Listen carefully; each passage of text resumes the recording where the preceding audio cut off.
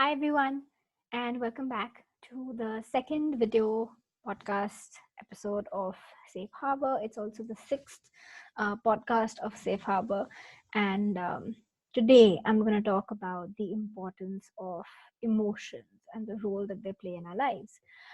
We like to believe that emotions are separate from our thoughts and behavior, but actually the truth of the matter is that emotions are what dictate um, how you react to situations, and they are that part of our human mechanism that helps us comprehend situations better, helps us survive, thrive, make the best of a situation. It is our emotions that let us know what do we want to do in the situation that we're in. And by trying to suppress them or ignore them or pretending to ignore them, we're not really doing anyone any favors, because they are essential to us reacting in the way that we want to react in. Now, they are a trigger. Emotions are triggers that the brain, based on experience, um, tells you. It basically, it's the button that gets pushed when a certain thing happens. This is the button that is pushed to result in a particular action. And what happens is that along the way, we end up creating patterns of bad behavior, and we often identify these behaviors as problems, and then we associate the um, preceding emotion as a problem emotion. But that's not the case. Essentially, what needs to be done is we need to recalibrate our brain to react in a different way to the same emotion, not try and change the emotion in itself. Because that's like telling a highly intelligent brain that it is unintelligent. Doesn't make sense. Your brain is not going to compute that.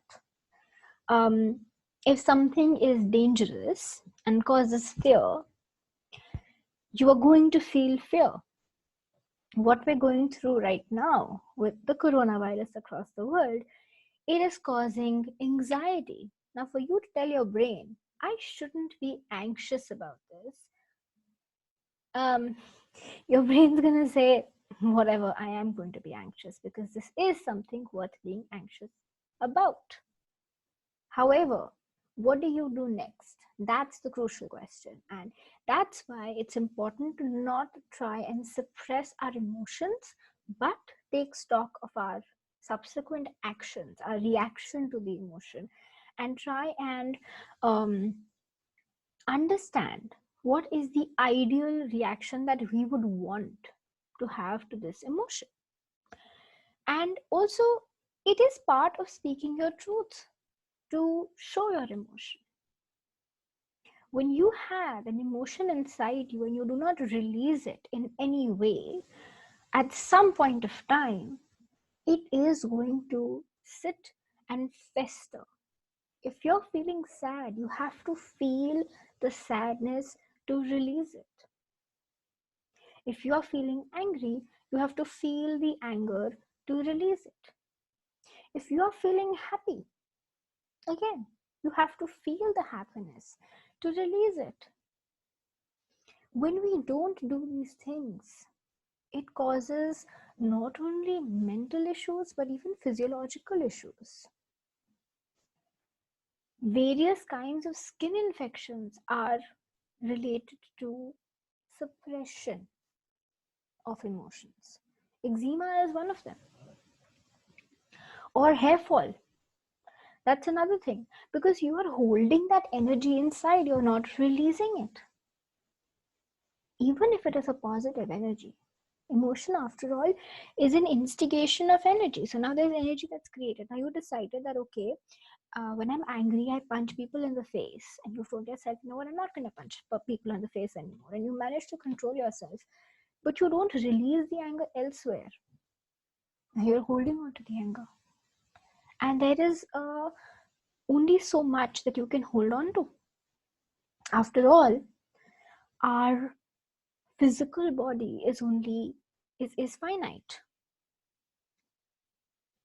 so it just seeps into your body, your bones. There are so many cases of people holding on to emotion in certain muscles or certain joints, and the pain sits there and festers there, and it's not helpful to you in any way.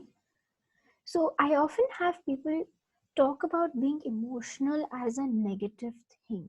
They apologize for being emotional. And when I ask them what they mean by being emotional, they say because we feel our feelings too much. And that is an excellent thing.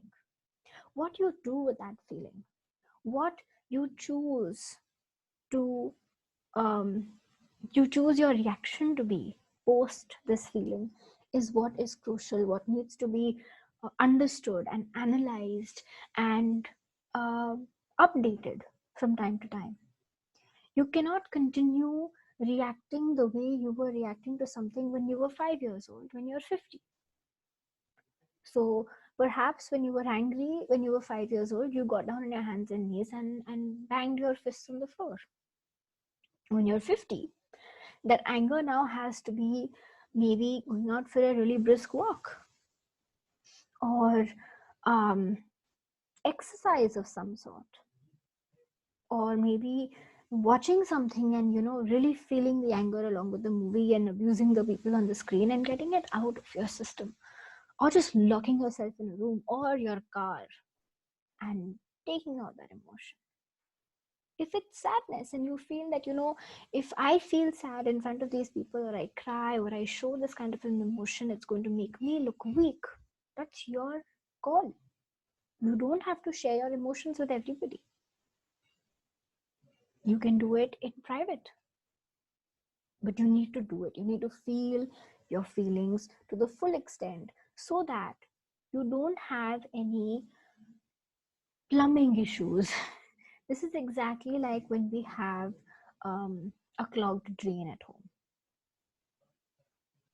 And the only way to unclog the drain is to, in fact, get all the gand out. And that's exactly what you need to do with your emotions. So it's so important to just sit with yourself, check in with yourself regularly, and ask yourself, how am I feeling today?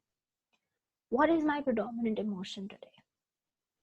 And see, sometimes you'll notice that you're constantly feeling irritated, or constantly feeling angry, or constantly feeling anxious. So check in, like, okay, why am I feeling like this? Is my response to the stimuli outdated? Should I not be feeling anxious about this anymore? Should I be feeling happy? Should I be feeling disgusted? Should I be feeling angry? Whatever. Just check in with yourself if you don't approve of the emotion that you're feeling.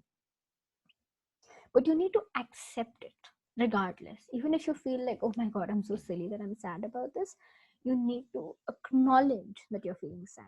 Denial is not the way to go.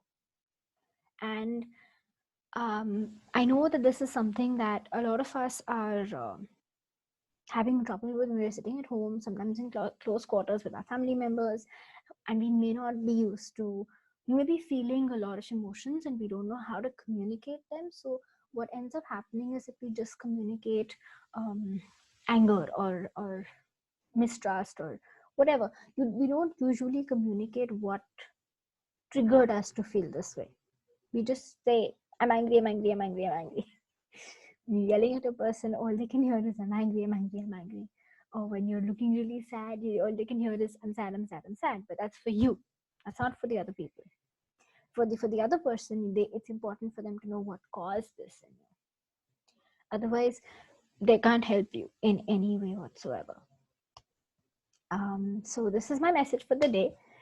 Feel your feelings. Check in with yourself about how you want to react to them. If you want to change things about yourself, check in with yourself about what caused the emotion. If you want to update your stimuli and what emotion it triggers off, fair enough. Everybody has to change the way they think from time to time based on experience, based on exposure, based on changed circumstances. That's fine. But it's important to just be aware. Denial is the worst thing that you can do to yourself. Okay, I hope this helps you, and I hope it helps you unlock some parts of yourself. Have a great week. Bye.